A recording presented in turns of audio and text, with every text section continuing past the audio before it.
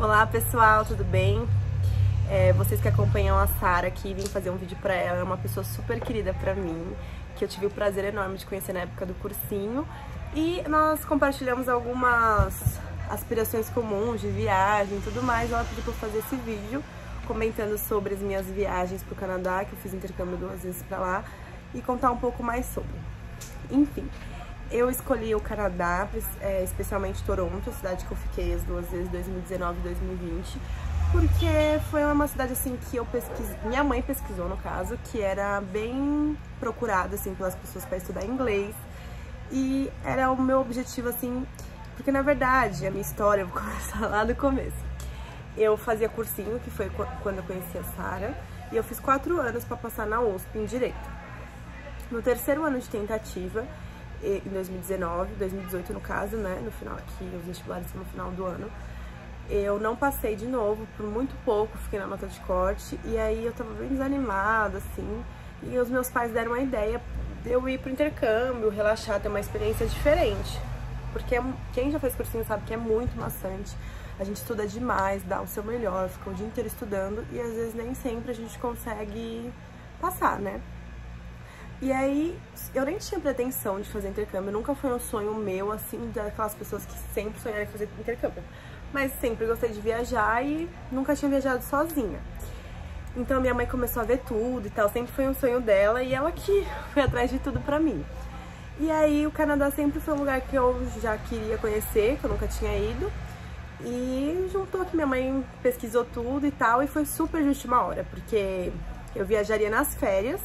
E como o vestibular foi em dezembro, no começo de dezembro, eu teria tipo dezembro e janeiro pra viajar. E aí isso foi em 2 semanas, 3 semanas no máximo, eu já tinha resolvido tudo a viagem e já ia viajar. Foi uma correria, mas assim, os preparativos são muito gostosos, né, de fazer. E nossa, eu lembro como se fosse ontem, assim, a expectativa pra um lugar que eu não fazia ideia de como era. E estudar inglês, não conhecia ninguém, não conhecia nada, nem tinha pesquisado direito da cidade, então foi tudo uma surpresa pra mim. E é no inverno. E o inverno no Canadá, pra quem não conhece, é super rigoroso, muita neve. E eu já conhecia a neve de Nova York e achei que eu tava preparada. Quando chegou lá, como foi tudo em cima da hora, eu peguei um voo pro dia 31 de dezembro, que eu ia na virada. Que seria um preço mais acessível assim, porque comprar viagem em cima da hora também não é uma boa ideia. E aí eu ficaria quase 2 meses no total, né? Isso em 2019. E aí eu cheguei lá, tava 3 graus positivo. Um frio de doer os ossos. E eu cheguei, era de madrugada, mais frio ainda. Gente, nossa senhora, quase morri de frio e eu achando que tava abalando, porque já conhecia a neve e tudo mais. Nada define o frio que é passar lá no Canadá. Vocês não têm ideia. E aí eu já tinha roupa de inverno, mas não foi o suficiente. Passei muito frio mesmo. E eu ficaria 1 semana lá passeando e depois começaria as aulas de inglês, porque como eu fui na virada do ano, eu fui um pouquinho antes, né? Então eu fiquei 1 semana em um hotel que minha mãe pegou pra mim e depois eu fiquei em Host Family, que eu escolhi Host Family. Na hora da escolha, eu fiz por uma agência, e na hora da escolha da Host Family, eu coloquei as minhas opções e tudo mais, e tava super ansiosa pra conhecer, né? Uma família totalmente diferente. E eu sou super família, assim, eu amo ficar com os meus pais, com as minhas irmãs e tal. Eu prefiro, assim, 1000 vezes sair em família com as minhas tias, fazer festa, do que às vezes sair com amigos, sabe? Eu prefiro. E eu tava muito ansiosa pra conhecer minha família. Quando chegou lá, eu fiquei 1 semana lá passeando e tudo mais sozinha, conheci meu ex-namorado, acabei conhecendo lá e a gente teve um relacionamento e fiquei essa primeira semana passeando com ele, mas eu não conheci ninguém além disso, né? E super ansiosa por conhecer a família, os amigos da escola e tudo mais. Quando chegou lá, eu tava tão nervosa que eu entrei na casa e esqueci de tirar o sapato, né? Pra quem não sabe, as casas fora do Brasil, principalmente de influência americana, assim, ninguém utiliza o sapato dentro de casa, principalmente porque é de carpete, alguma coisa assim, e já é do costume deles. Eu já entrei na casa com o sapato, foi o maior mico. Aí eu fui cumprimentar eles e esqueci que eles não cumprimentam com um beijo.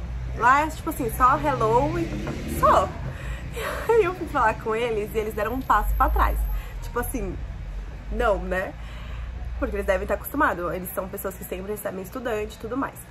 Aí eles, oi, Juliana. E eu, tá bom, né? Aí eles pediram pra eu tirar o sapato e tal, tipo, atenção. E eu já fiquei morrendo de vergonha. Chegou na casa, eu conheci a casa, ela lembrou das coisas que eu coloquei que eu não comia, porque quando você escolhe uma host family, você coloca suas opções.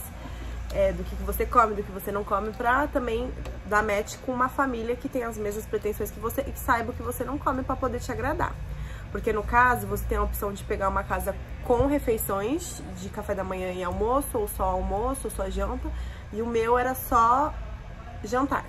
Só que o jantar era 6 horas lá, que é o horário que eles comem geralmente bem cedo, e no Canadá, pelo menos, é a refeição principal. Então, tipo assim, no almoço, eles não se interessam tanto por comer uma coisa assim mais completa que nem a gente, que aqui no Brasil o almoço é tudo e o jantar mais ou menos assim. Eu mesma não tenho costume de jantar com frequência. Às vezes eu como uma coisa ou outra, mas de comida assim não.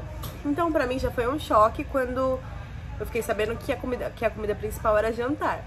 E aí escolhi o jantar porque também seria, assim, mais cômodo, já que eu ia estudar até o horário do almoço, ia passear e voltaria pra casa só à noite.